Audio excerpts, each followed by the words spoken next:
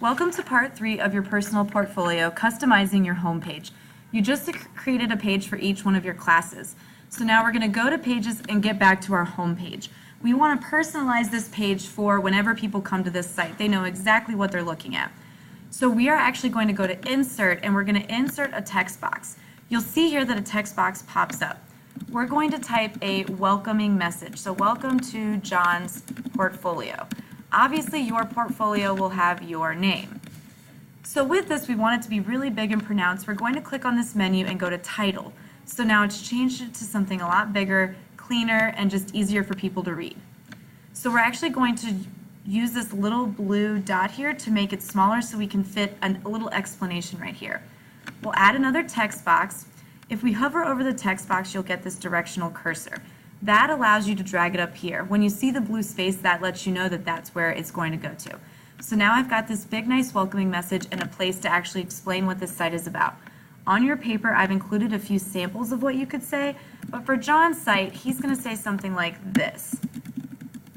This site is all about the awesome work I create this year.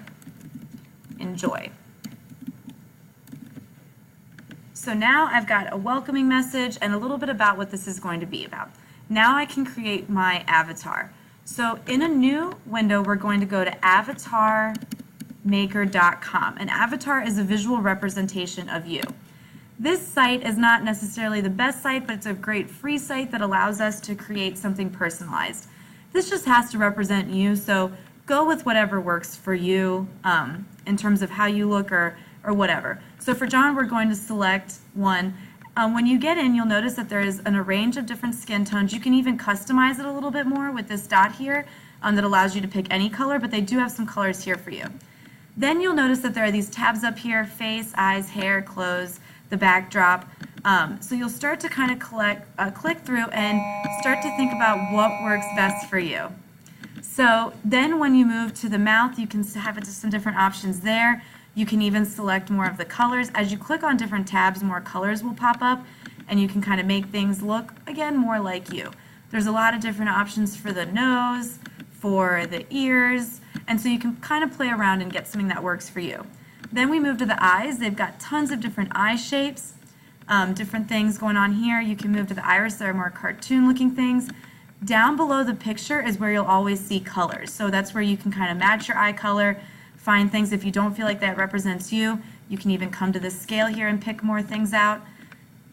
You can go over to eyebrows and kind of pick what represents you more. Are you more serious? Are you more easygoing? There are even some fun glass options to represent you. The one area that doesn't really have a lot going on is the hair. So try to find something that works for you, but I know that there's not a lot of options there. Again, in clothes, you can pick different clothes and different colors. So we'll put John in a V-neck. He loves the color blue. And then you can even pick a cool backdrop that you like and the color that goes with it. Once you've got your avatar in a way that you feel like works best for you, you're going to come down here to download.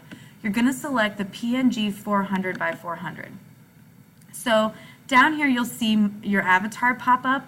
Go ahead and just leave that alone for now. It downloaded into your download folder.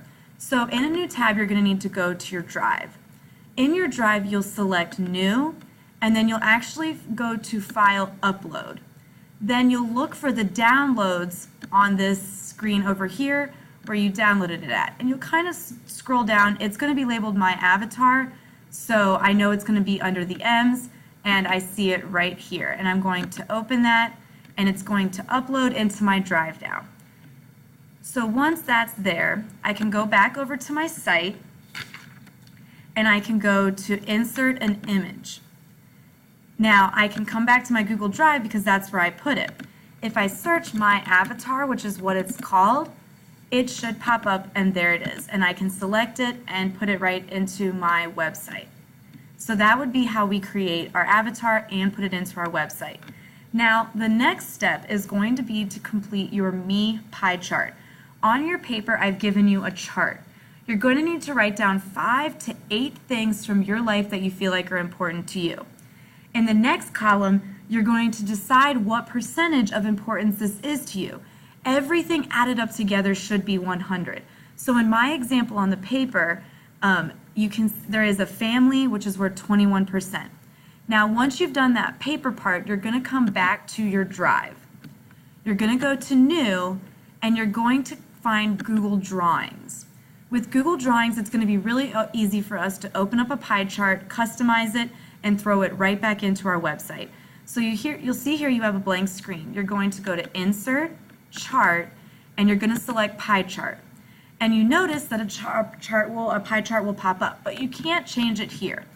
Up in the corner, you're going to see a little box with an arrow pointing out of it, and you're going to click on that, and it's going to open up a Google spreadsheet. And you'll also see your chart pop up in just a minute. This is where you can start to change stuff.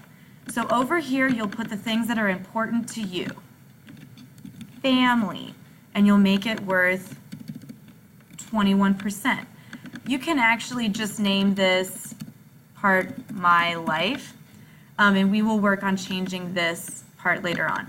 So you'll go through and kind of select all the things that matter to you until your chart represents that right here. Now, if you want to edit this, you'll click these three dots in the corner and click Edit Chart, and that will allow you to make some other customizations, but you don't have to do that. Again, if you double click on this, you'll rename this chart My Life. Now we've gotten that complete and everything looks the way that we want it. We'll come back over to our site, and this is the really awesome thing. Under Insert, if we scroll all the way down to the bottom, the very last option is you can insert a chart.